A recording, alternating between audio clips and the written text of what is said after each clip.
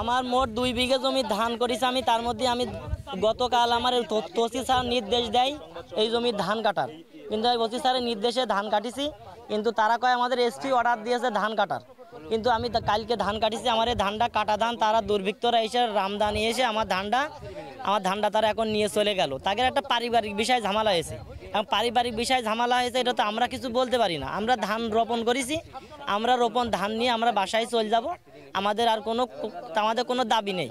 এখন তাদেরকে বলেছি আমাদের ধানটা দিতে, তারা দেবে না, তারা কয়েছে ধানের বুঝতে গেলে ঠ্যাংটা কেটে নেওয়া হবে। আমরা এই ভুয়ই ওদের, কিন্তু আমরা তখন ফসল ফলাইছি, রোপণ করেছি।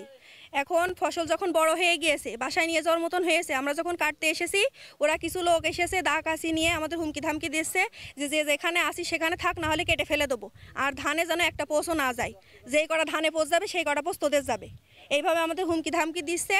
দেওয়ার পরে কালকে আমাদের কেটে ওরা ভয়েতে চলে গিয়েছে বাসায়। পরে আজকে ওরা 20-30 জন লোক এসেছে, এসে আমাদের সে ধান আটি বেঁধে সবাই মাথায় বুঝাই করে নিয়ে বাসায় চলে গিয়েছে।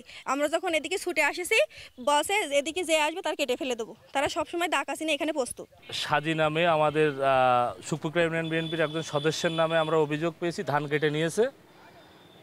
ভুক্তভোগী ব্যক্তিরা যদি আমাদের কাছে থানা বিএনপির কাছে অভিযোগ করে, আমরা তদন্ত সাপেক্ষে তার বিরুদ্ধে খুব দ্রুতই কঠোর ব্যবস্থা গ্রহণ করব, এবং এ ব্যাপারে আমাদের দলীয় নির্দেশনা স্পষ্ট।